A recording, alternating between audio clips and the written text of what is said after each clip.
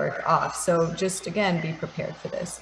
You want to also think strategically about how you will secure these letters and from whom you will secure the letters, because letters of support take time and often take political and social capital, because you're going to people who oftentimes are in positions of authority, positions of power, and don't have a lot of time themselves. So you want to consider both the minimum and optimum set of letters that are needed. Talk to your mentors for inputs on this. Too many letters can be annoying for reviewers, but too few may cause questions about whether you have the resources needed. It should be noted that if someone writes a letter for you, they cannot review your application.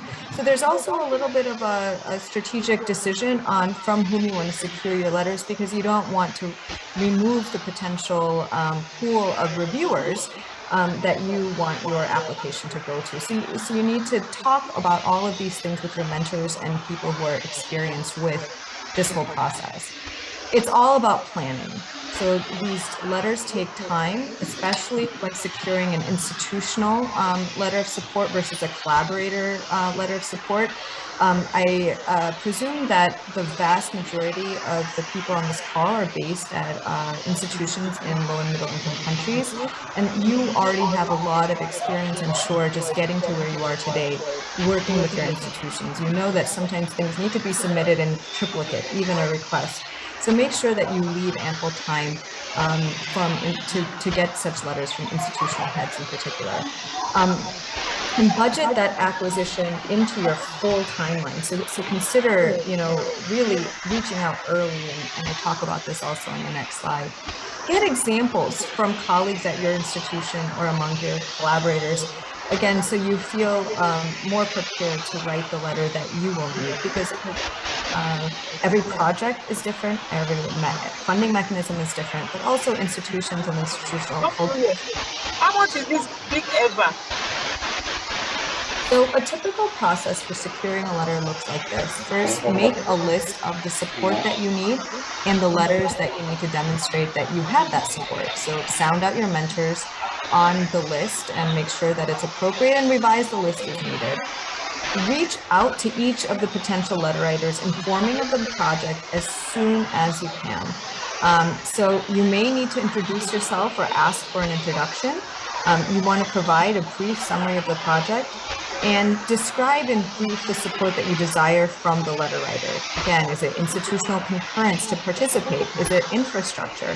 Is it specific expertise? Whatever it is, and also list the time commitment if appropriate. I suggest that you engage in this process even before you have nailed down the details of the science. This is a process of communication, and communication takes time. So from the moment that you are sure you are going to submit an application, I think it's very worth your time to create this list of potential letter writers and sound them out on this potential request. Once you have a little bit more clarity on what your exact project will be and what the exact role of the letter writer will be, you want to actually draft that letter of support and request signature. I would suggest that you request signature at least 2 weeks before the deadline, and preferably in advance of that. By drafting the letter of support, you minimize the burden on the writer to make it easier for the writer to agree to write the letter.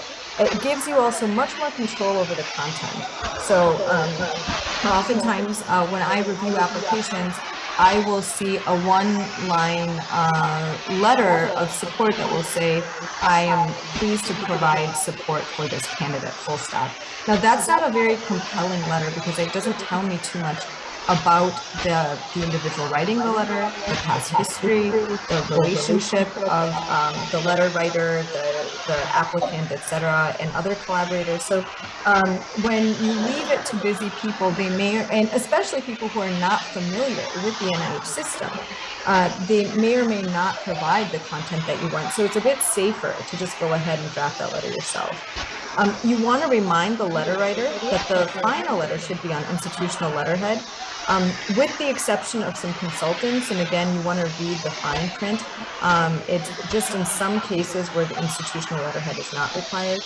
And make sure that you are the one to tailor the content. Sometimes we also see the exact same letter signed by multiple people. And I presume what has happened is the applicant has sent the same basic template to multiple people, hoping that those multiple people would tailor the content of the letter, and they did not. And again, that just doesn't look very good. It doesn't reflect well on the applicant when that happens.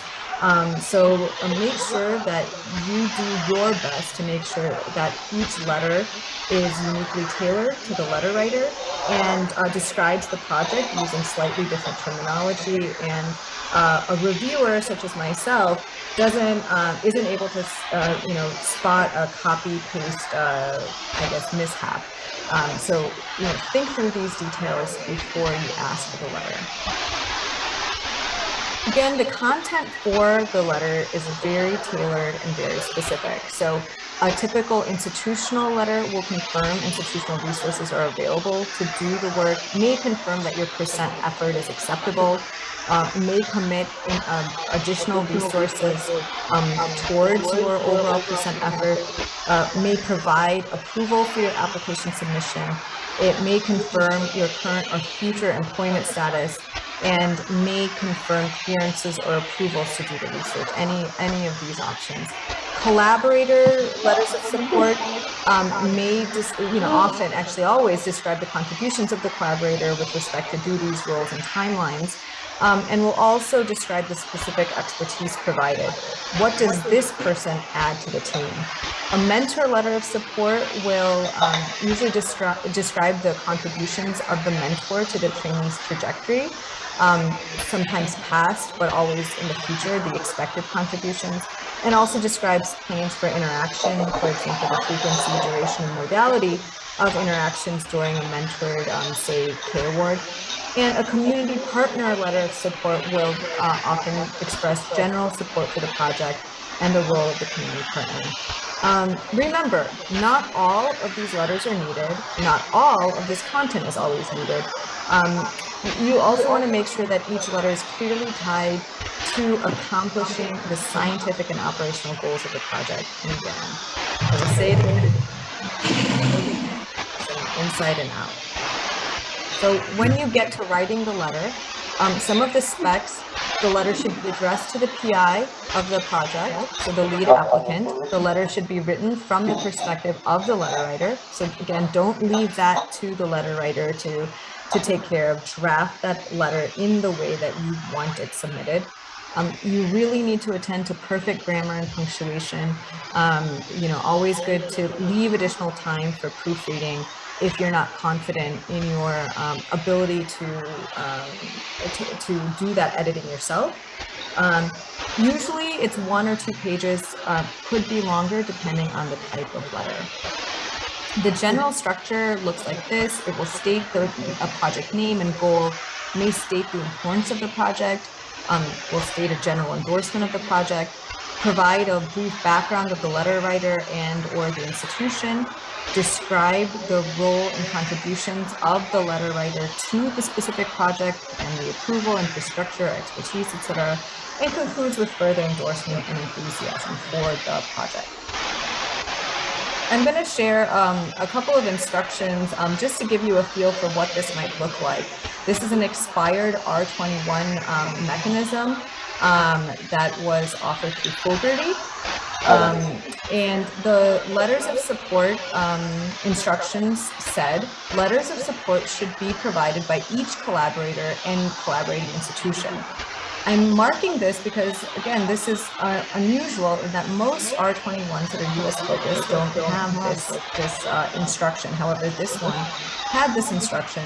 There's also no further guidance on what should be included. So use some of the basic principles for what each collaborator should say and what each collaborating institution should say as you draft those letters of support. Here's an example of a letter that was addressed to me under that mechanism as I was a lead applicant for a proposal. So it was on institutional letterhead, was addressed to me. It includes the title of the application. The first paragraph included the project title, description, and importance. Second paragraph described the role of the letter writer on the project. Paragraph 3 was the establishing credibility of the letter writer to undertake that role. Paragraph 3 was continued over here to establish credibility. Paragraph 4 was the closing and reiteration of endorsement, and then the full signature and contact details. I'm also going to go through some typical letters that are required for the forwarding pay mechanism. And here you have extensive instructions on what kinds of letters are required. So there are instructions for the mentor and co-mentors. There are instructions for collaborators and contributors and consultants. There are also instructions on the candidate's institutional commitment to the candidate's research. So a lot of different kinds of letters that are required. Here's an example of a supportive mentor letter that I had written for a fellow, again on institutional letterhead, date, address, and notice it is addressed to the review committee rather than the applicant. Paragraph 1, mechanisms, applicants, and applicant endorsement. Paragraph 2, details of our working history. Paragraph 3, importance of the scholarship. Paragraph 4, my anticipated role on the project. And paragraph 5, in specific expertise and final endorsement. Some additional resources that could be useful to you as you develop these letters of support are included on this last slide. And that is all I have for you on the letters of support. I think we have about 30 seconds left for any questions, but I will let Sam tell us if indeed we do have those 30 seconds or if we're running over. No, thank you very much, Shivani, for that presentation. Very clear. Does anybody have any questions for Shivani?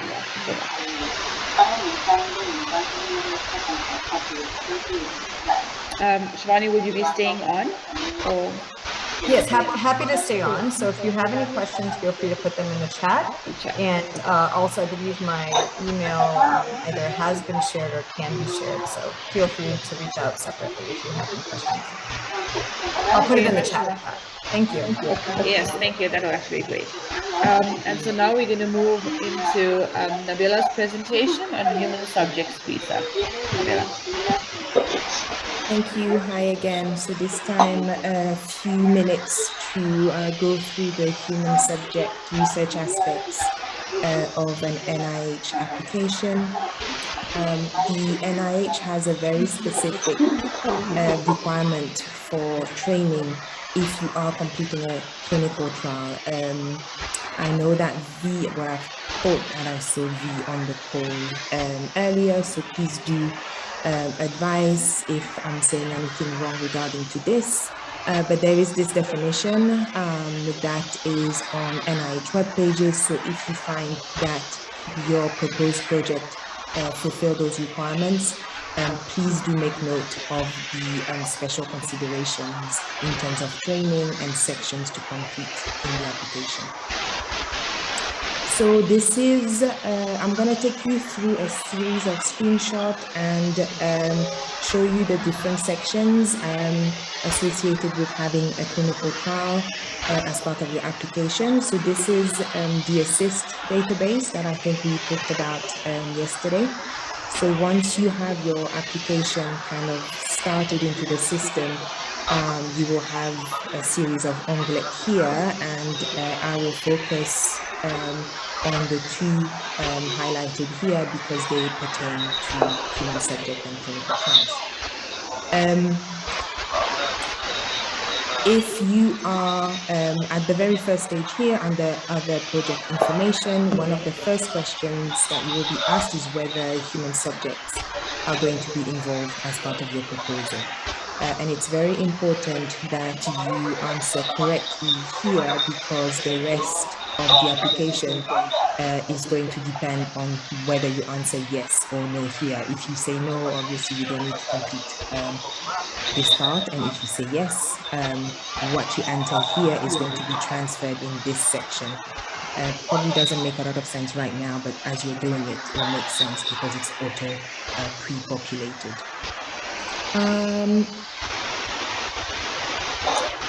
So let's say that you have said yes. Then the second question is the project exempt from federal regulations? Again, yes or no, and then you're given a series of boxes with numbers. And my next slide refers to those boxes, and they are exemptions. And each of these numbers, so that each exemption is fully defined on the NIH research subject, sorry, human subject research website. The link is at the bottom here. And so it explains to you in detail what each one of those pertains to.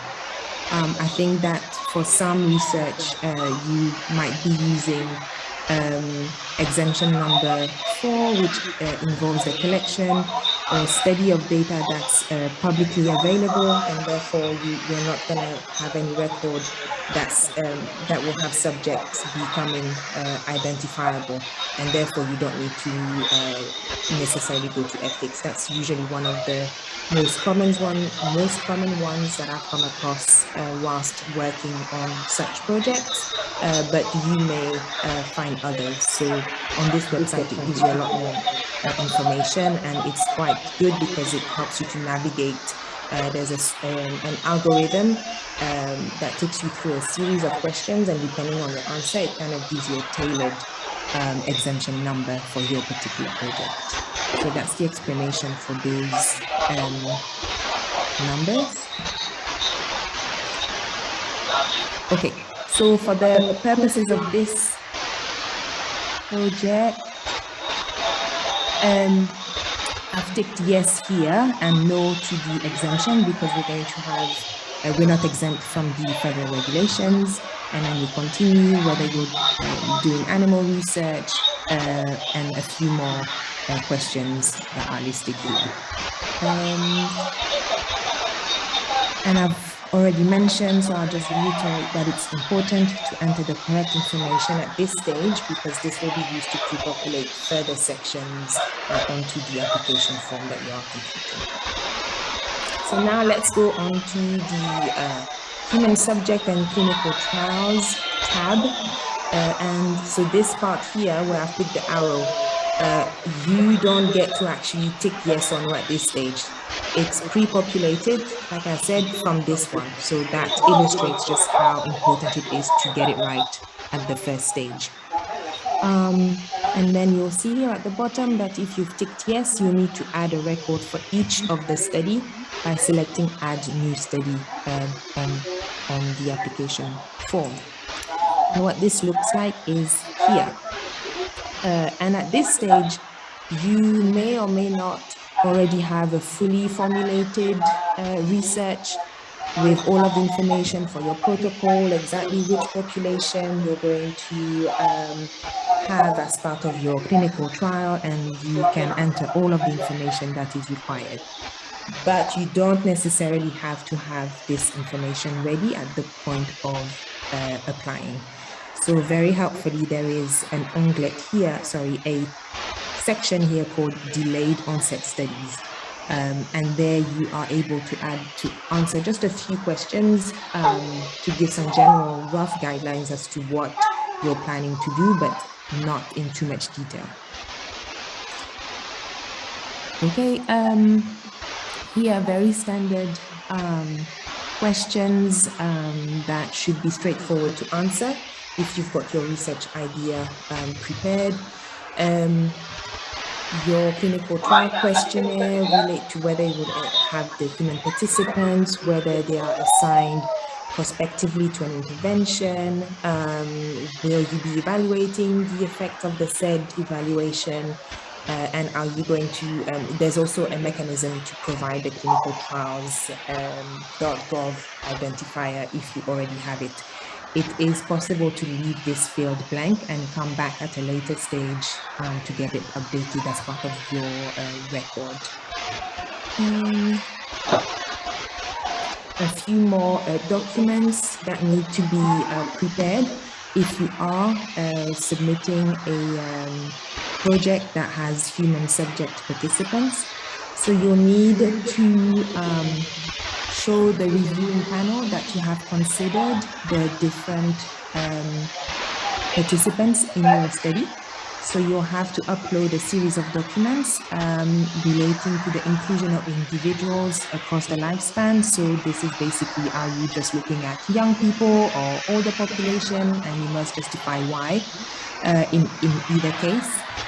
You must also specify whether you are including women and minorities as part of your research project. If you are not, you should have a very valid, specific reason and rationale as part of your application. You must have a recruitment and retention plan. How are you going to go about recruiting those participants? How are you going to consent them? How are you going to follow them up? And most importantly, how do you plan to retain them over the course of your trial? Study timeline is a good thing to have in terms of a schedule. So it could be similar to the milestones plan. You may remember the Gantt chart type document I was showing earlier. You may find it helpful to add it here, but you'll see that you don't have to. Then 2.9 is regarding the enrollment report itself. And I don't have,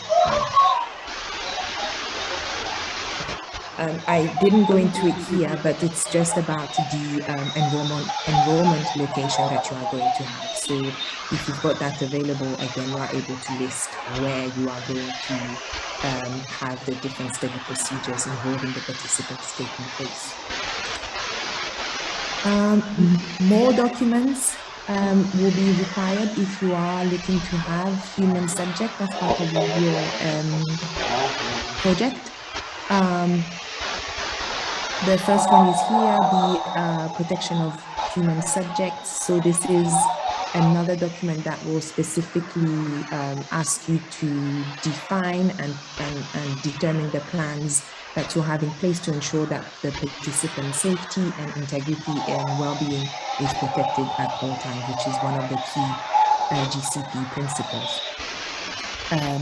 If you're going to have a multi-site study or an international project, you should describe your plan for IRB review. So single site, usually single IRB, but if you've got more than one, especially more than one country, then what is your plan to be sure that you are seeking the correct ethical approval at all of the sites? Data and safety monitoring plan, again, depending on what your study entails, you may or may not require one of those, but you should specify whether you will or will not have one and upload a document there to justify either way. Then you also need to upload a structure, an organigram for your study team. And again, it's to demonstrate how you're going to have a PI oversight, which is again, one of the GCP core principles. If you are going to have human subject, especially as part of a clinical trial, how is he or she going to where do they fit in? Are they an active part of the study, and which mechanisms would be in place to have not only that one person, but others involved in that process? And then here, section 4 is fairly straightforward, so I won't go into it, regarding your protocol synopsis.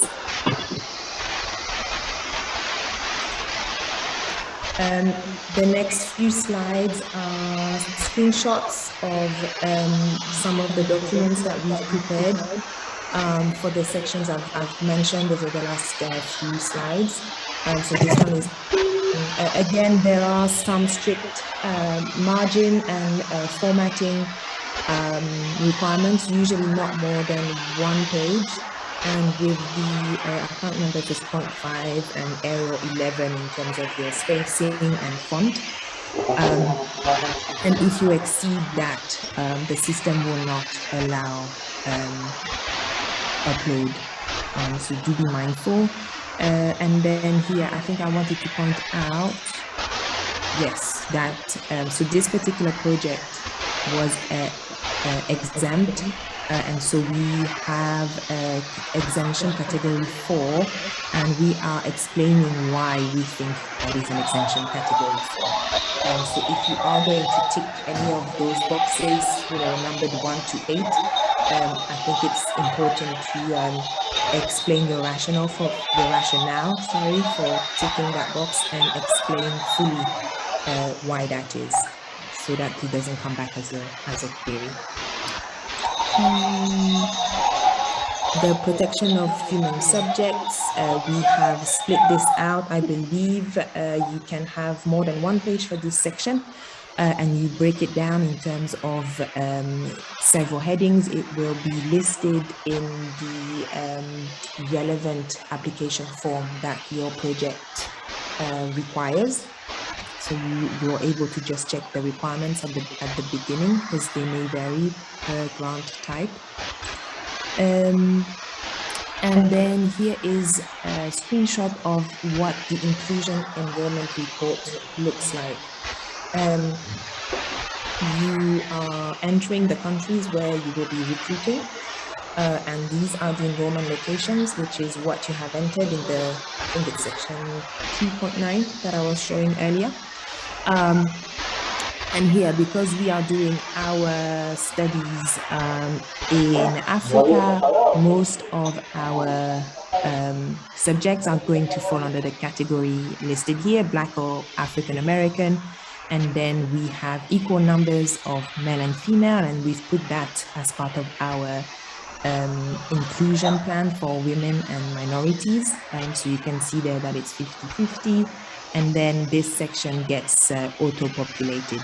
And this is the numbers, your accrual numbers, that further reporting will expect.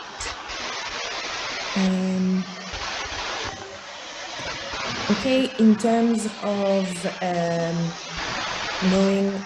in terms of places to find out more information, I've put those 2 links here.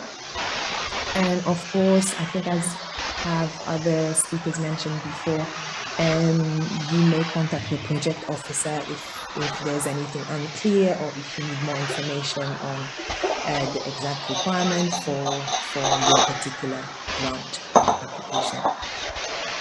I think, yeah, that's all I have. Thank you. Thank you, Nabila. Are there any questions for Nabila?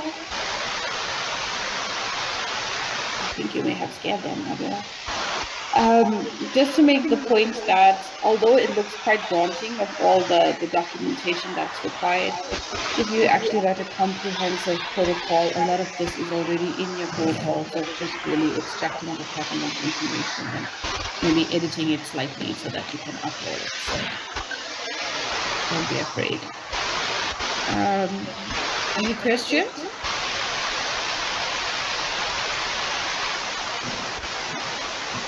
Nothing in the chat, no hands up. Thank you very much, Nabila. I think if anybody has questions, again, you're welcome to put it into the chat. Nabila's still with us. And we're going to then move on now to budget and budget justification by Professor Jeremy. Everybody, thanks for having me. I see most videos are off. I'll just turn my video on to say hello, but probably turn it off for bandwidth issues. Thanks for having me back again this year.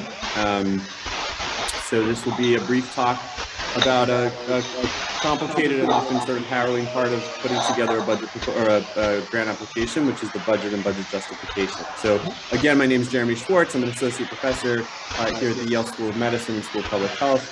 A little bit about me, I lead faculty network development for the Yale Institute for Global Health, and for many years have been the co-director of an initiative focused on research to policy for NCDs in Uganda.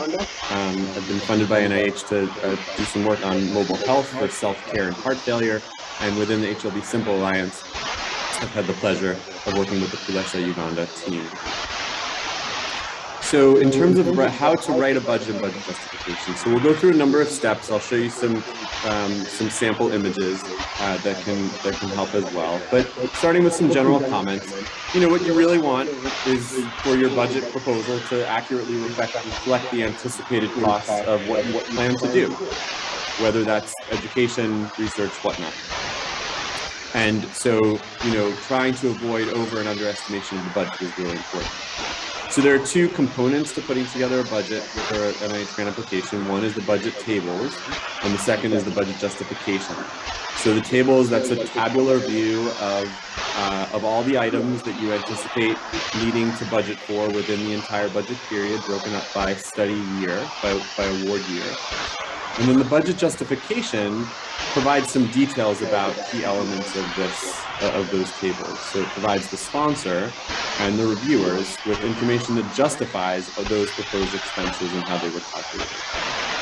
And so when the grant application is reviewed, the budget not only is looked at, but the budget justification is also looked at to figure out if the proposed costs are reasonable, if they're sufficient or justifiable to complete the proposed project. So how do we go about determining the project's funding needs? So there are a number of key components here. So one being personnel or staff. And those costs are going to be typically a large percentage of your budget proposal. Non-personnel, so those are things like equipment, travel, study participants, so remuneration or payments needed to go towards study participants, funding trainees, and many other aspects. And then there are going to be costs if you have consultants. Consultants would be budgeted separately from personnel. And then any sub-awards that you have within your grant application. So this is an example not from one of mine, but from one of the PIs in this consortium. This is a budget table. And as you can see, it's broken down in columns by year. So this is a 5-year budget proposal. And then on the rows, in the sections of rows by personnel, other expenses, and then total. Happy to take questions later on about direct and indirect costs. Those can often be a little confusing. But this is essentially what a budget table would look like. Budget justification, so this is from one of my proposals. And again, this is taking the key elements of the budget table, mostly personnel and then other major expenses, and providing some justification. So here you can see on the first page with key personnel, and then international and domestic travel, some equipment procurement, and other costs.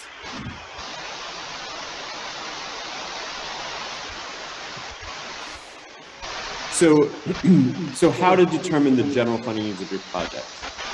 So typically the way to start, you need to come up with your idea. Drafting your specific aims is really the first major step.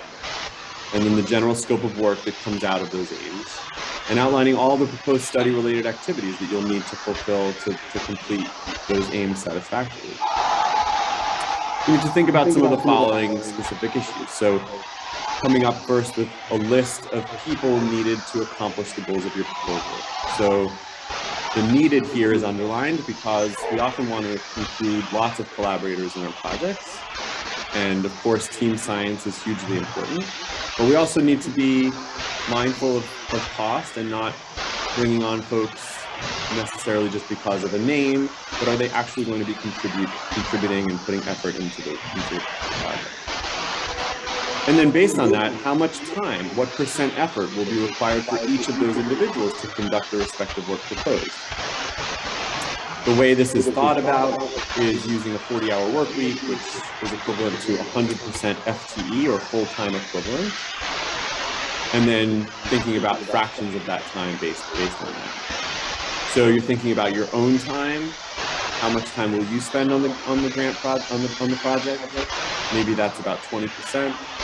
For junior investigators, thinking about career development awards, typically that's close to the 75% range. It's going to vary greatly.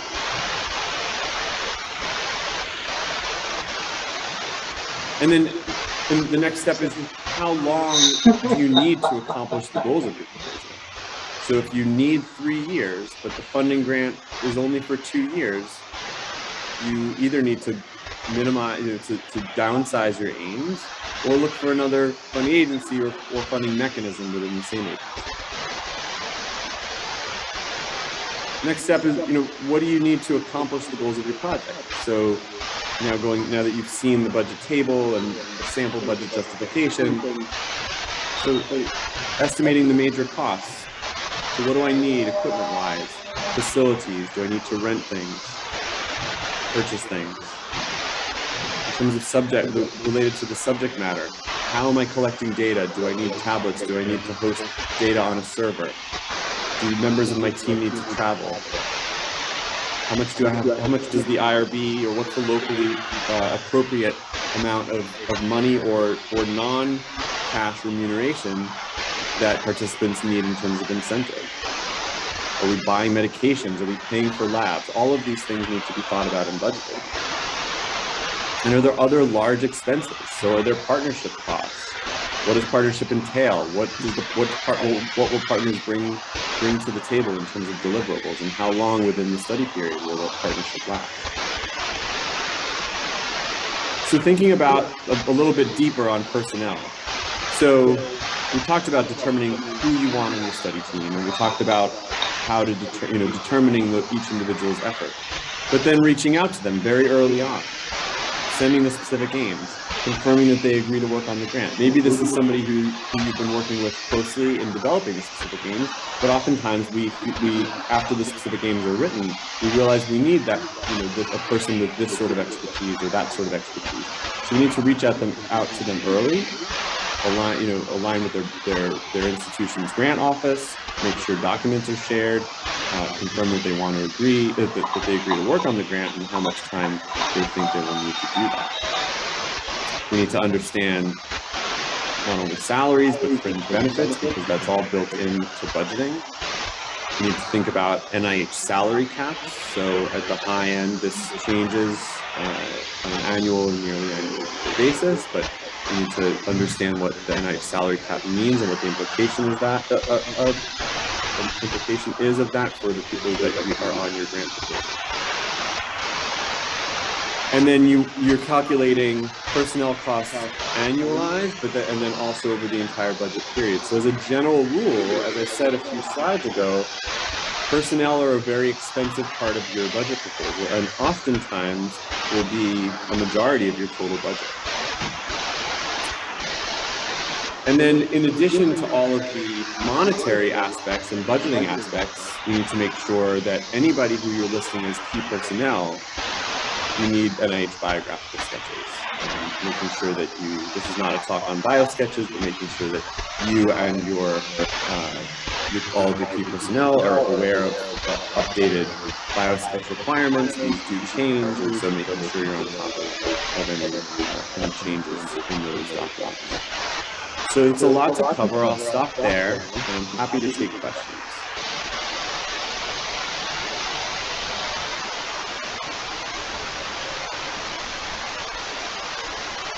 Wow, are there any questions for Jeremy? Thank you very much.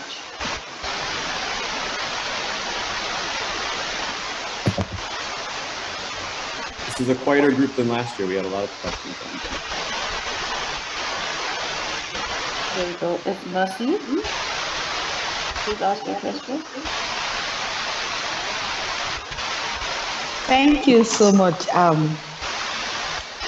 The presentation on the one said, if I'm correct, that for small grants you have about $5,000. At what point, or how do you accommodate?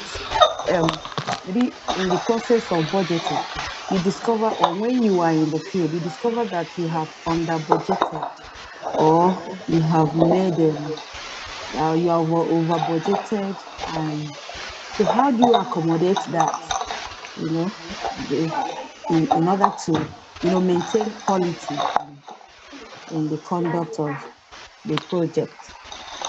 Yeah, so Mercy, if I've understood you correctly, you're asking about when you're in the field, when you're actually conducting the project. Yes. Yeah. Well, so it's not uncommon to encounter costs that are, larger than you expected. But, you know, this is why a lot of thought and sort of reality checks have to go into the proposal itself, and giving yourself some cushion if you're able to. Because at the end of the day, when you're carrying out the study and you identify costs that are out of reach for your budget, there really are two options. One is you seek additional funding if that's possible, maybe from collaborators, maybe from other mechanisms, but that's often hard to do in the moment when projects are already underway. And the other option is to dial back, is to you know, dial back the scope, maybe rethinking the aims, right? So you're not, just because you have received the funding and you've specified the work to be done, doesn't mean that you're locked into it. So if you realize that your first aim is taking up a far greater percentage of your budget than you anticipated, sometimes you'll need to go back to the funder and have a discussion, maybe with the project officer or others, to discuss, you know, maybe a need to modify the aims, right? We don't want to have to do that. And I think, as you're getting to, we want to and need to maintain the integrity and the quality of the research. But certainly, you know, project costs will not be the same as those that were anticipated, and so modifications will need to be made. I hope that answers your question. There's not not clear guidance, but thank you so much. I appreciate that. And I think, oh, Manny, you asked what happens to the budgeted money that's not used. So I would say, and I welcome other folks on the call to comment on this. I think in my experience, it's highly dependent on the mechanism and the funder. So if you have if you have a grant from NIH, let's say, and there are unused funds at the end of the award period, you can apply for what's called a no-cost extension, which means that, so typically at the end of the award period, you're no longer allowed to charge against the award, right? Or to use funds that come from the award or from the funder. So a no-cost extension allows you additional time, typically 6 to 12 months, to use unused funds from the award. You need to get the okay from the funder to do so. And a no-cost extension is exactly that the timeline is extended, but there's no additional funding. You know, relatedly, in a multi-year project, sometimes you can carry over funds. So if year one is finished and there are unused funds, sometimes you're allowed to carry over funds. You have to justify that. And sometimes you're not allowed to. It depends on the mechanism of the fund. So Manny, I hope that answers you. The question from Alice. Yeah, so Alice, so are there any specific items that may not be covered by the fund? So I think, again, this is fund and funder specific, or mechanism and funder specific. Alice, if you have, I think that's sort of all I can say, because it, you know, sometimes depending on your funder, you might have unrestricted funds. Sometimes you have restrictions. I think that's the only detail I can give. But if you have more specific question, please ask. And if others on the call have anything else they want to add, please do. Sorry, I just want to say to Alice that, you know, I think it's very donor dependent. So you'd have to look at the restrictions of that particular funding and that donor.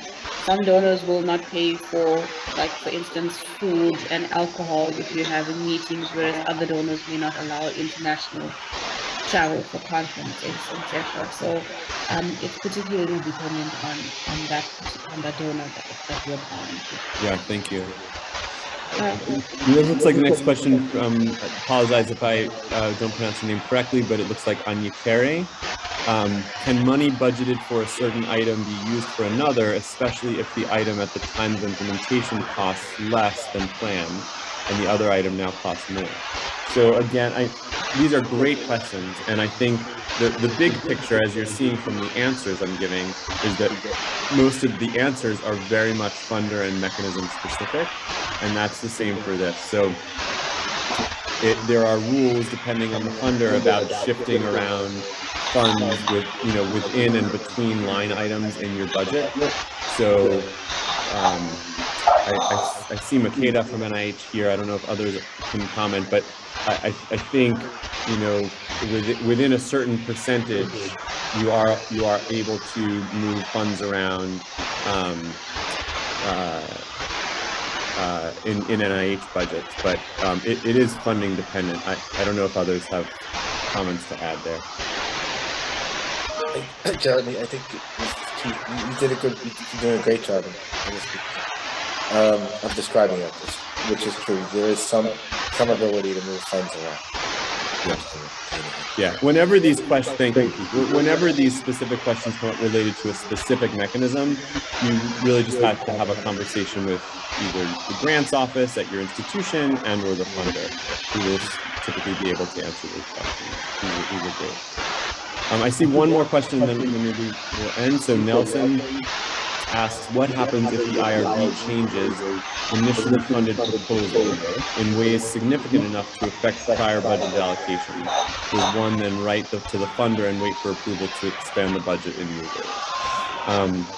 Yeah, so that is a really interesting question. So this is if you put together your budget proposal, you get funding, and then you get IRB approval, which is also interesting because certain funders now require IRB approval before funding, before the award is granted. But yeah, I think again, funder specific, you'll have to go back and reallocate based on the ability to do so within the mechanism. Great questions. Thank you all for asking me. Do we have any more questions for Jeremy? You'll be pleased to know, Jeremy, you got the most questions. Thanks. Any more comments on budgeting that anybody would like to make from maybe the RCC or HLBI? No. I just wanted to Yes. say one other thing. Another option at times with a larger grant is the option for administrative supplements. The question came up before about if you have appropriate costs that exceed what you have in the budget, or you have an idea that is related to your award that you'd like to see funded. So that's a possibility. I'll tell you that there have been three administrative supplements that the HLB Simple Alliance has put in the last 3 or 4 months. So it is something that's happening. So that is something, and it's very much dependent on the NIH budget and the specific area you're putting the supplement in. One area that we have supplements for is ethical issues, bioethics. So that's an area we'll specifically have supplements for to the NIH program. And there are other supplements. There's other funds that we sometimes have. That's something to think of.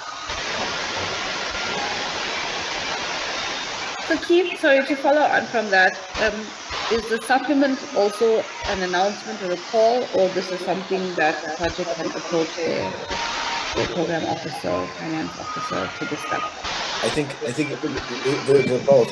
There are announcements, like for there's a notice that describes our interest in bioethical supplements. And you can find that, and then you need to discuss it with your program officer. For other things, there are funds you would contact your program officer and say you have an idea, and is this a possibility? And then we could help you look. The staff is there to help you try to search for ways to fund your research if possible. So use the staff as a resource. Thank you very much. Yes, answers. Thank you. Any last questions around the budget? Okay. Would you like to say anything else, Jeremy? No, just thank you for having me. I'm a busy clinical day here in the hospital, so I'm going to log off, but thanks again. Thank you very much. Okay, so we in the program I know we're running a bit late, but at this point in the program we do have some space for open discussion. We know across the 3 days we've given you a lot of information, and the questions don't come in, immediately. Okay, sorry, I see there's one more question here around the budget, so maybe Keith, you can answer this. If words like miscellaneous are allowed in the budget? In general, you want to be as specific as possible. Using miscellaneous, probably not advised. Small, you can say small items. I'm not, maybe one of my colleagues though, I'm not sure that how the word would be, if technically we're not supposed to use the word miscellaneous, but I wouldn't recommend it. So I hope that answers that question. At this point, we want to just open up the floor again to questions around anything that has happened or that you've heard over the last 3 days. And then I see there's some things on the SRP guidelines. I'm not sure if there's anybody from the RCC who would like to make any comments on that.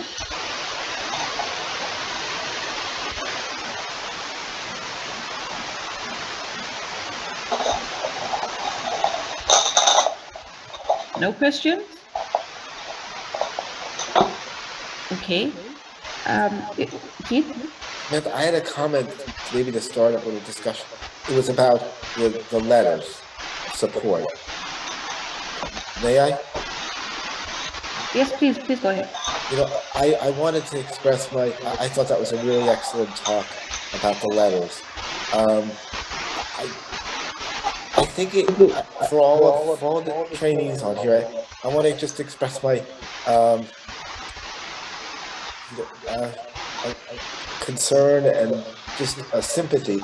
I think sometimes you're put in difficult positions when asked to write a letter that then someone else is going to sign. That's not what our idea. That's not our idea. That's not. I would say at least that's not what I see as ideal practice. You should discuss what you want, maybe with the person who's writing a letter. When someone signs a document, I think that they should have written it. I know this is a common practice, but I do see that I think there is some concern about it. I have, and I would also.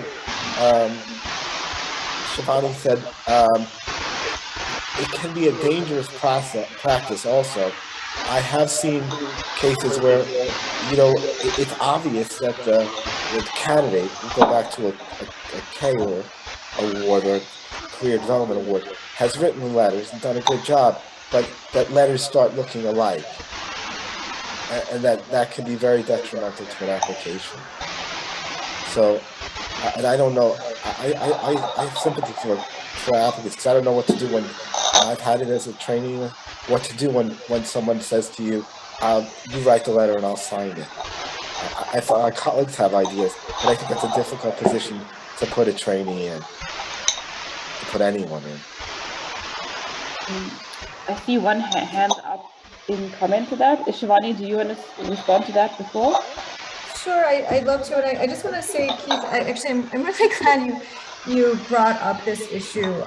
And I think where this responsibility lies in terms of the letter. So I, for example, as a letter writer, will never just sign a letter, though I will request usually bulleted points of what I would like. That's my process as a letter writer.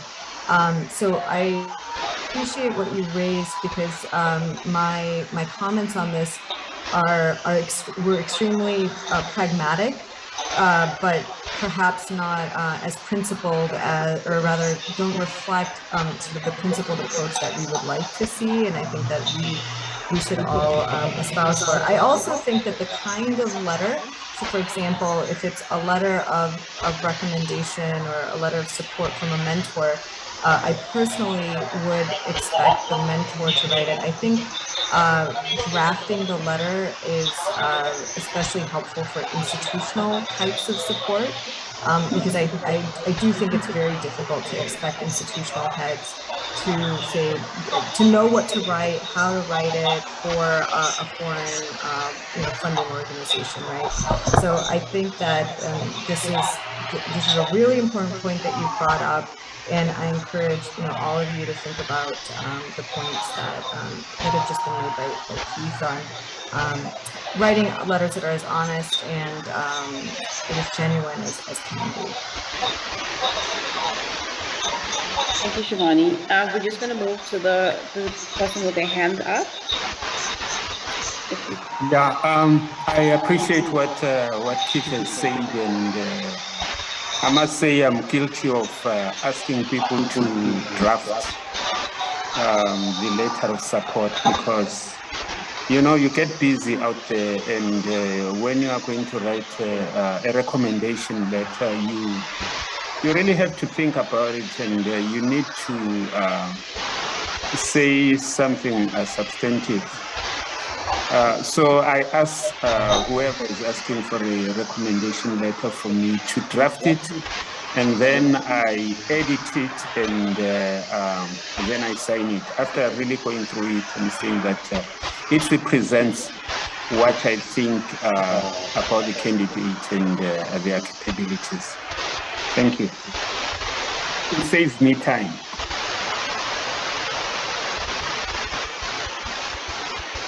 Thank you for sharing that comment. Is there anybody else? We can take one more, either question or comment, either related to letters of support or anything.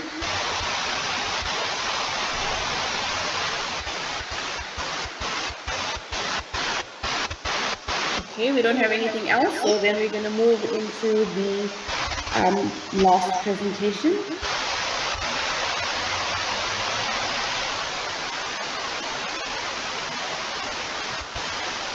If you put up the slides, please. So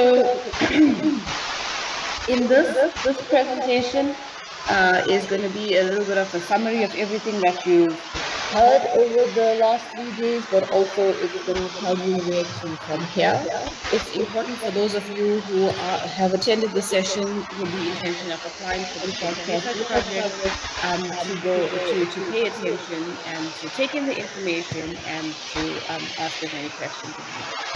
So just to reiterate, the purpose of the small research project was to allow you as trainees to develop your own research ideas, give you a channel for applying for financial support for your project. And if you haven't gotten that sense already yet, that we want to use a small research project, particularly for those who have never applied for these grants before, as a stepping stone for a subsequent grant, either your early career grants like the K over R grants, and this SRP gives you the opportunity to provide that preliminary data for this grant, but as well as to create scientific outputs.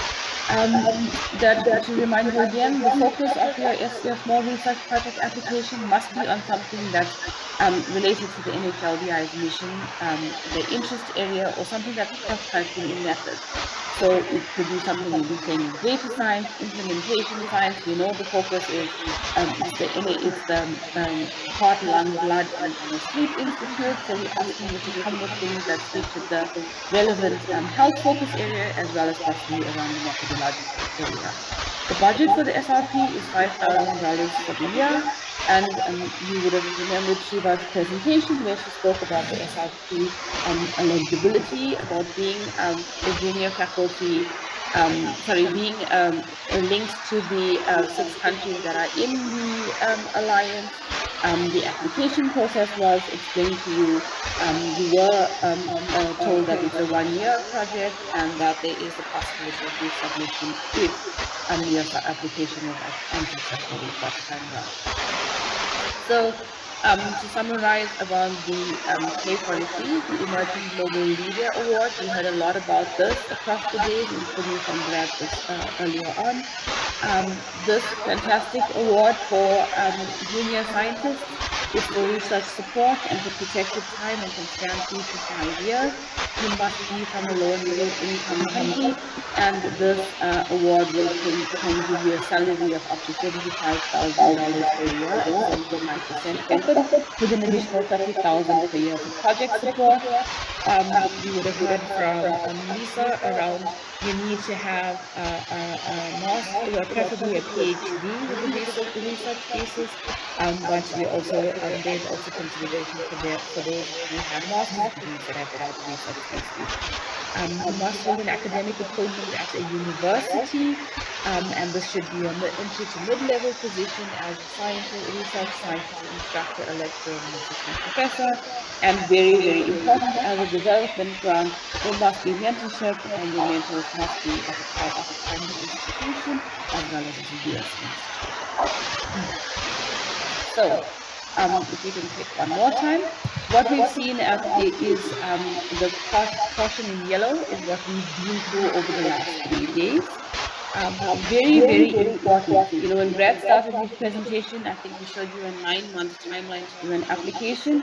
What nobody told you across the 3 days is that there will never be enough time to put a grant application together. You don't have 9 months. You have about 4 weeks to get your first component in.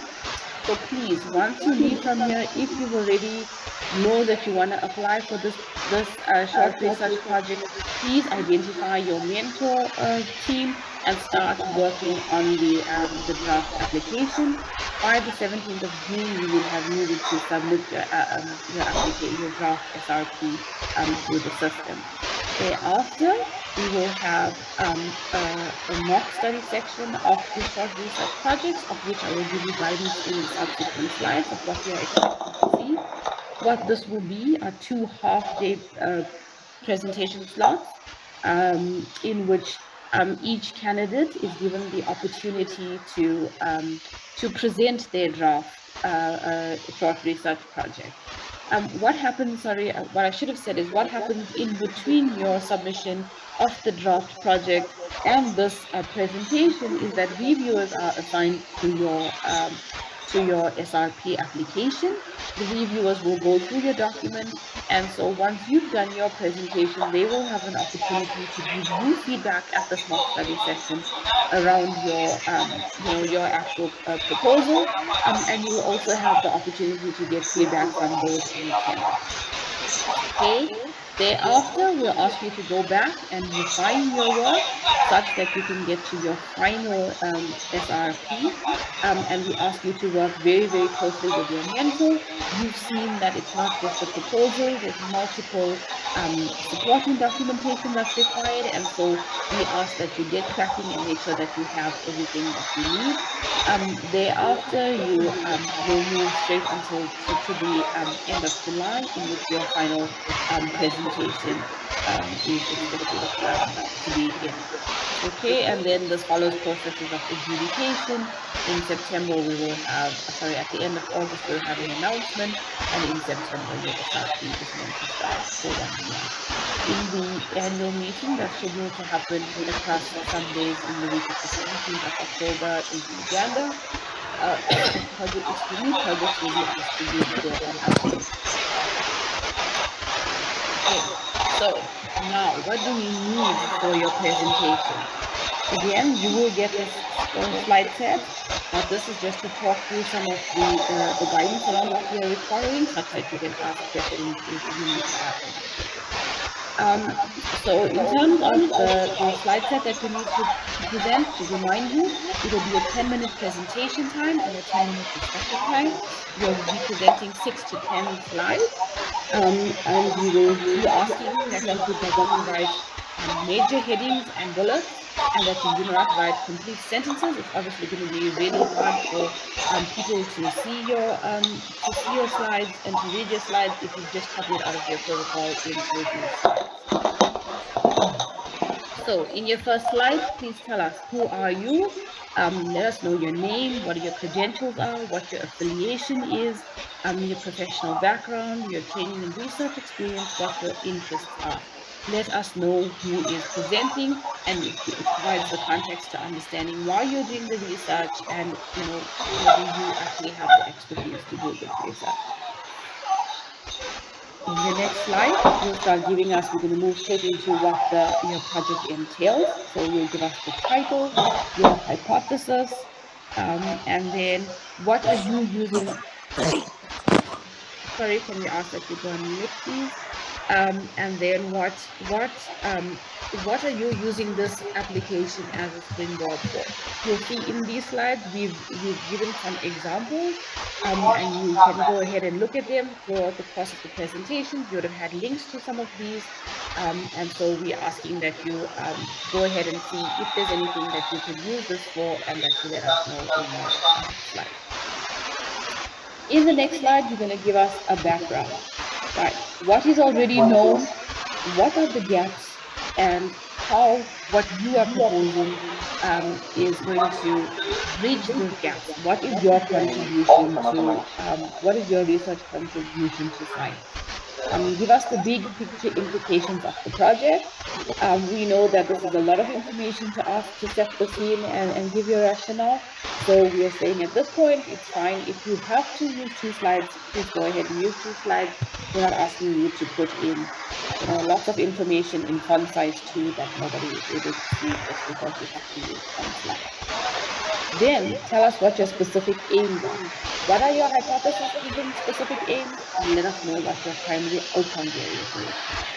And then in the next slide, you're going to tell us, hey, this is what I've learned, this is what the literature is telling us, this is what I want to find out. Now let me tell you how my results and the findings of my results are going to help to justify either the future grant proposal, which I've listed at the beginning, and also what innovation is my research bringing, either to the current situation or as a baseline to a bigger project that I will be doing. Then in our 6th slide, you're going to tell us how. How am I going to do this? What research methods are you using along with your primary variables or outcomes of interest, and what methodology you'll be using to get to the results and the information that you hope to achieve with this research project. Lastly, we understand that you don't know everything, or that there may be things in your findings and in your literature review that you want to get clarity on, or you wanna spark some discussion on because you think it's gonna assist in your final application. So we're asking you to put in here topics for discussion which are relevant to your research project, but also use this as an opportunity to provide questions for either the mentoring team or the panel that you're presenting for, so that you may be able to get further information. Okay, at this point, like I said, it's very, very important.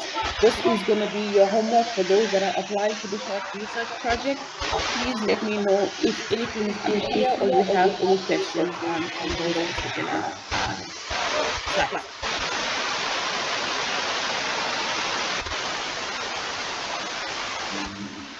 I don't see any hands up. Okay, is it Rotimi? I have a question. Yes. Yes, my question is. Rotimi first. Okay, hi everyone. Hi everyone. I can hear you. Please Hello go ahead. there. How are you? Are you hearing me? Are you hearing me? Yes. Good day, everyone. Thank you for your good presentation. I have 2 questions. The first one is on the small research project.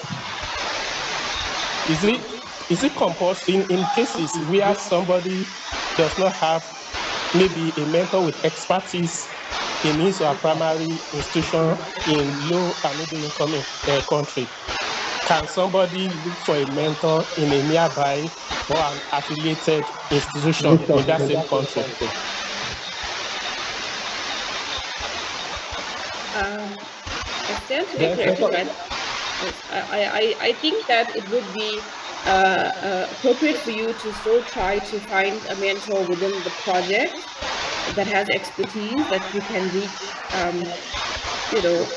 easily. And so maybe your mentor team doesn't have, you can have a team. It doesn't just have to be one person. So it may be advisable, if you think that there are specific expertise that lack within the team in which you want to do the project, that you get somebody who's senior who can advise you. But I would also advise that you get a mentor that's probably geographically or even just institutionally closer to you that could support you. And I'm not sure if Victor or Chiva want to add to that, or Lisa. Can you please repeat the question? I did not. Okay, okay. As part of the criteria for SRP, application for SRP, it is stated that a local mentor should be from one's primary institution. So my question is, in case there is no mentor with expertise that one needs in his or her primary institution, can that person look for a mentor in a nearby, maybe an affiliated institution in that same country? Yeah, so I mean, I think you should, in that case, try to get a local mentor that maybe doesn't have expertise in the topic that you're doing the research, but at least can help you navigate the local issues of the project. And then you can have a topical expert outside of your institution. That would be my recommendation. Does Okay, that make sense? Does that answer your question? yes, thanks for your answer. Then the second question is it compulsory to apply for SRP before one can apply for K43? There are two different mechanisms. You can apply for them in tandem or at the same time, or I mean, the idea of the SRP is really, it's a small grant. It's only $5,000. It allows you to get some preliminary data that then you can use either for a manuscript or in support of the K43. So it is intended to be sequential, but that will be different for every individual. So you could potentially also apply for an SRP and a K43 simultaneously or within a short period of each other. Thanks for your answer. You're welcome. Thank you, Rotimi. There was another question. Yeah, wanted to ask regarding the SRP, whom do we contact if, for instance, we need guidance? I mean, like, I don't know if there is a website or an individual where we will be directing our projects, uploading our projects to. Okay, so those instructions can be provided to you. You can contact Manny. We have a document that explains the entire process. The whole process was discussed here. So I suggest that you look at presentations from Monday and sorry, from Tuesday and yesterday and today. But there's also a document that describes the entire process. There is a website to upload the applications. You should also be in communication with your mentoring team, who can also provide advice and expertise. And any questions, you can send them to either Manny or to me at the RCC, and we'll be glad to answer any specific questions. Does that answer your question? Much so. Thank you. Thank you. And just to say that Manny has put in some email addresses in the chat. Also that the documentation may have already been shared with everybody, but at the end of the training, we'll make sure again that all documentation across the training is shared with everybody. And we ask that if you, so we want to say is that every project that's within the Alliance has representatives on the research, on the capacity building team. And so you should perhaps look at who your point person is. That would also be somebody who could assist you with this. Yeah, and in addition, we're going to have a workshop, another workshop to present your proposals. It would be a mock study section, and the dates were shown before. So we need to know as soon as possible who of you are planning on presenting at the mock study section, so we can ensure that we have adequate time for everybody and we can plan accordingly. So if you think that you're going to be submitting an SRP, please let us know. Let Manny know as soon as possible so we can start planning for that activity also. Okay, there's a question in the chat around what can individuals who don't work in a university do to make them eligible for the SRP and other LMIC grants? This may need a little clarification. So the SRPs are supposed to be small projects based on the HLB Simple RCC, sorry, the HLB Simple projects in the 6 countries. So make sure that you communicate with your institution and the participating 6 sites to make sure that the SRP is in line with that. Because the SRPs are funded by the HLB Simple grant, so they need to have some relevance to the parent projects. Does that answer that question, Tomilola?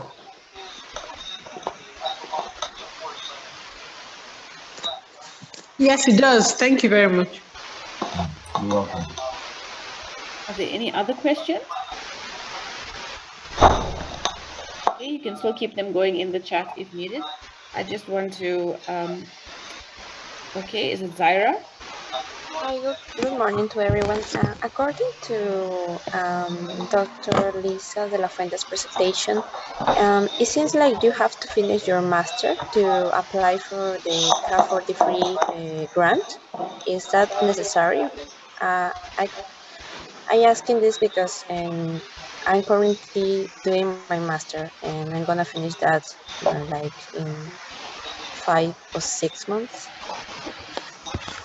Yeah, so Zaira, that is a very good question and an appropriate one. You need to have graduated and have a master's, and that master has to be a program that requires some thesis work, so like a little research project. And I know that you are involved in that. So I think that this is a good time to start thinking about the K43 because you will be eligible, according to what you're saying, in about 5 or 6 months. So that's about the minimum time that I recommend anybody to prepare for a K43, 6 months or more ahead of time. So your timing is excellent. You'll be ready as soon as you're done with your master's, okay? That answer your question, Zaira? Yeah, thank you so much. Okay, you're welcome. Anybody else? Oh, maybe we can move.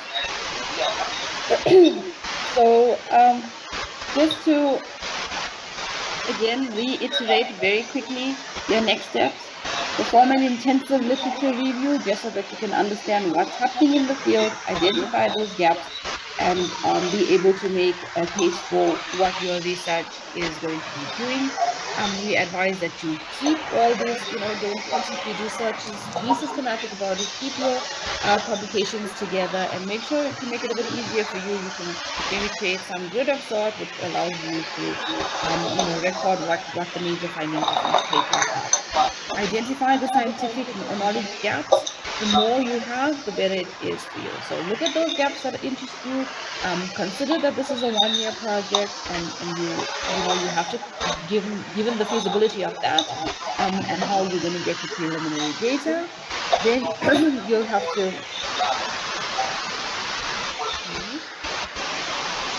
Okay, then you're going to work on the specific aims page. Here we said, do not have too many specific aims. It is very ambitious. It is very impractical. Choose the easiest aim. Remember, you have 1 year and $5,000. So look at making sure that your aims are realistic and that you have an aim that is something that you can achieve. And then remember to work and consult your mentors. Mentors are very busy, and we, as our trainees, but for the relationship to be successful, there needs to be commitment from both sides.